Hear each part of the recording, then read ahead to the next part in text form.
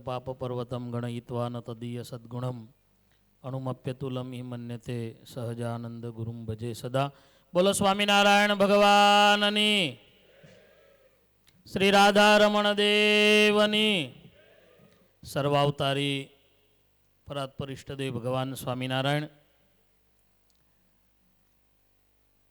જ્યાંથી સ્વામિનારાયણ મહામંત્રનું પ્રાગટ્ય થયું છે એવા દિવ્ય આ ફણીની ધામને વિશે ચાલી રહેલ શિક્ષાપત્રી અને આચાર્ય દ્વિશતાબ્દી મહોત્સવ અંતર્ગત જે આ દિવ્ય અને ભવ્ય મહોત્સવ ચાલી રહ્યો છે એ મહોત્સવના પ્રણેતા વક્તા પ્રાતસ્મરણીય પૂજ્ય શાસ્ત્રી સ્વામી બાલકૃષ્ણદાસજી તેમજ એમનું સમગ્ર સંત મંડળ, આજે સુંદર વ્યાખ્યાનમાળા જેમને સંભળાવી છે એવા સ્નેહી શાસ્ત્રી સ્વામી રાધારમણદાસજી, પૂજ્ય બાપુ સ્વામી, પૂજ્ય હરિવલ્લભ સ્વામી, ગઢપુર મંદિરના ચેરમેન શ્રી, આદરણીય સર્વે સંતો, શ્રીજી મહારાજના લાડીલા સૌ ભક્તોને ભાવથી જય સ્વામિનારાયણ, જય સ્વામિનારાયણ.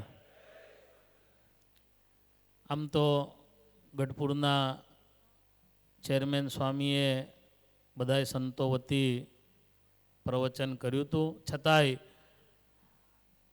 2 મિનિટમાં હું પૂરું કરીશ. દુનિયાની અંદર ઘણા બધા સંપ્રદાયો છે, ઘણા બધા ધર્મો છે, પણ સ્વામિનારાયણ સંપ્રદાયની જ્યાં વાત આવે, આ સૂર્ય અને ચંદ્ર રહેશે ત્યાં સુધી સ્વામિનારાયણ સંપ્રદાય આ વિશ્વની અંદર આ ભૂમિમાં રહેશે અને સ્વામિનારાયણ સંપ્રદાય જ્યાં સુધી રહેશે ત્યાં સુધી આ સ્થાન કહેતા ફણેણી એ સ્વામિનારાયણ સંપ્રદાયની સાથે અતૂટપણે જોડાયેલું રહેશે. કારણ સ્વામિનારાયણ સંપ્રદાય એ સ્વામિનારાયણ નામથી ઓળખાય છે અને જે નામથી ઓળખાય છે, આપણા ઈષ્ટદેવનું જે નામ છે, જે નામનું આપણે ભજન કરીએ છીએ, જે નામની આપણે માળા કરીએ છીએ, જે નામનું આપણે ઉચ્ચારણ કરીએ છીએ, એ જ સર્વોપરી સ્વામિનારાયણ નામનું પ્રાગટ્ય આ સ્થાનથી, આ ભૂમિથી થયું છે. એટલે સંપ્રદાયને વિશે જેટલો મહિમા છપૈયાનો છે, જેટલો મહિમા જેતપુરનો છે, જેટલો મહિમા 6 ધામોનો છે, એટલો જ મહિમા ફણેણીનો છે. કારણ આ સ્થાનેથી સ્વામિનારાયણ મહામંત્રનું પ્રાગટ્ય થયું છે.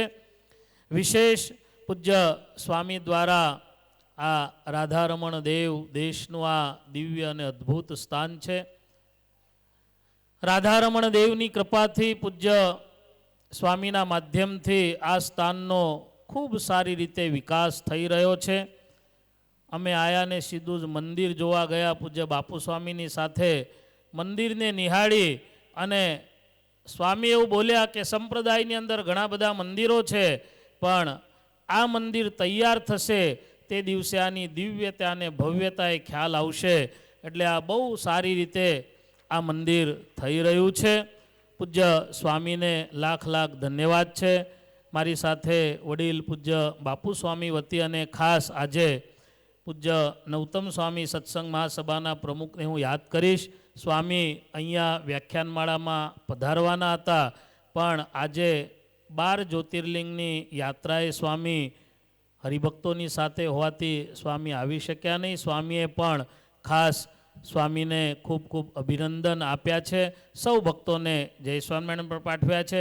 વડતાલવાસી લક્ષ્મીનારાયણ દેવ હરિકૃષ્ણ મહારાજના ચરણોમાં પ્રાર્થના કરી આ સ્થાનને વિશે, આ મંદિરને વિશે જે ભક્તોએ તન મન ધનથી સેવાઓ કરી છે એ સર્વને ભગવાન સુખિયા રાખે એટલું કહી મારી વાણીને વિરામ આપું છું. બોલો સ્વામિનારાયણ ભગવાનની.